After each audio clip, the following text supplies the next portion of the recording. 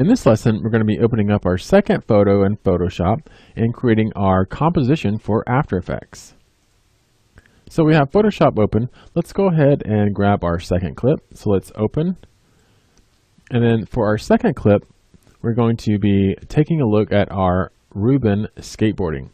And so that is, you can see he has a red shirt as well, but he is doing this rail slide across this pole. So we're going to hit open. And then we're going to do some of the same things that we did in our previous lesson. So we're going to make sure that we have a regular layer instead of a background layer. And we'll just call him Ruben. And then we're going to resize our canvas. So let's go to Image, Canvas Size. And we're going to resize this to 1280 by 720. And hit OK. We can go ahead and proceed. All right, so for our example, or for our Ruben skateboarding, let's go ahead and Control T to transform this layer. We're just going to bring down our skateboarder. And so with Ruben, you can see that it would be great if he could fit inside this canvas, and we can see a little bit of that rail. So what we're going to do is we're going to size down our layer, and we're down to about 60%. But you can see we still have some edges we have some gaps here on the edges where you can see through. So that's where transparency would be. But we don't really want that. But we still want him to fit inside this composition. So let's go ahead and accept our transformation. And then we're going to do something special for our Ruben skateboarder. Let's go ahead and go to our Edit, and we're going to Content Aware Scale. Now this is a super awesome way to scale something that has like a background like this, but to keep things intact like this skateboarder. So right now, Photoshop can actually detect that there's something here in the foreground. So when I just start to click the edge, you can see that really he's like staying intact, but we're starting to be able to scale the background. I'll move on to this side, increase it just a little bit. So you can see where it's like giving in here, like just kind of increasing some areas, but still not quite deforming our skateboarder yet. So I'm just going to scale that up just like that. So he is basically intact. Now what I do want to do though is make sure that this goes all the way to the edge. So I'm going to hold shift and just barely bump that up, and then I'm going to hit enter on the keyboard to accept all of those changes. Then I'm just going to use my arrow key just to kind of nudge this back down, about like that. So for this example, we'll need to cut this skateboarder away from our background. And we still need to do a couple other things here, because he's going to be gliding across this pole. And what we want is to also get this shadow here. So you can see we have this shadow that is created whenever the skateboarder and the skateboard is casting on this pole. And so in order to make it look realistic, we'll need to make sure that you can still see that. And then there's this weird thing, which we'll probably cut that out. It looks like it's like another wheel or something hanging out back there. I'm not sure what that is, but we'll probably go ahead and cut that out as well, just to kind of make it look a little bit better. And so let's go ahead and we'll get started seeing if we can use our quick select to grab our skateboarder. So we'll do just like we did with our other example. We'll just grab our parts of the body here. Just drag this down the hand.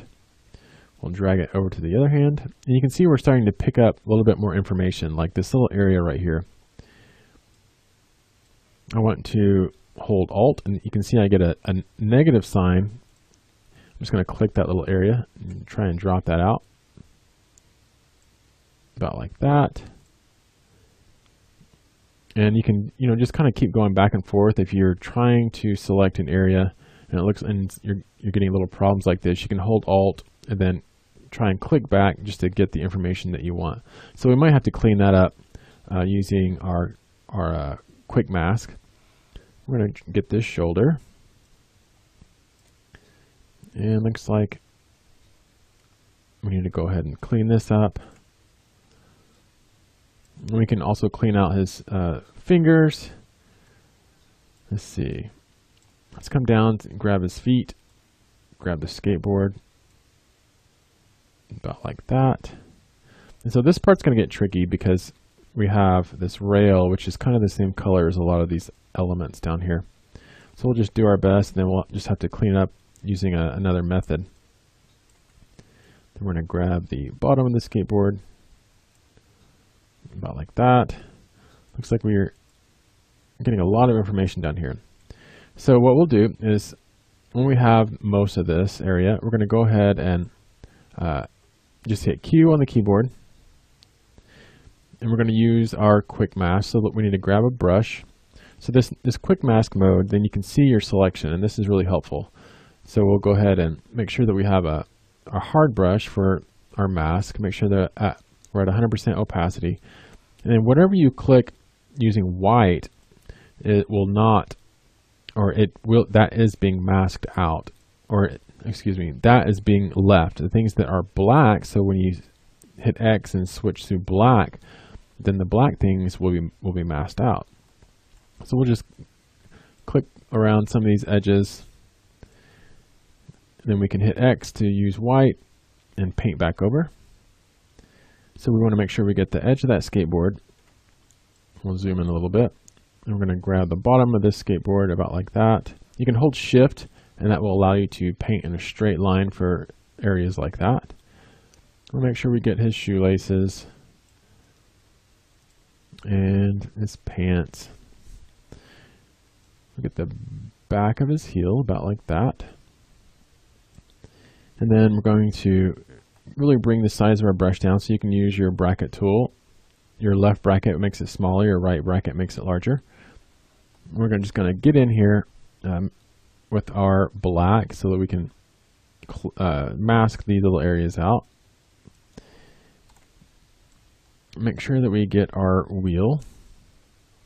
So let's use our X, which is, we'll change it back to white. And we're going to just paint all these little areas that we need to make sure we get.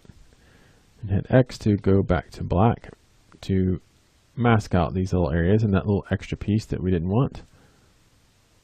And then back to white. And then make sure we get all these little edges here. About like that. Looks like we are good down here. It looks like there's a little piece down in here we need to get. So remember, that is X to change that back to black. And so we can mask out this little gap right here. And then let's take a look and see what else we have. Looks like we have this little piece of his shirt. So if we hit Q on the keyboard, we could probably just use our quick select and click that piece. There we go. And then let's use our brush and paint that out. And actually, we need to use black to paint that out. About like that.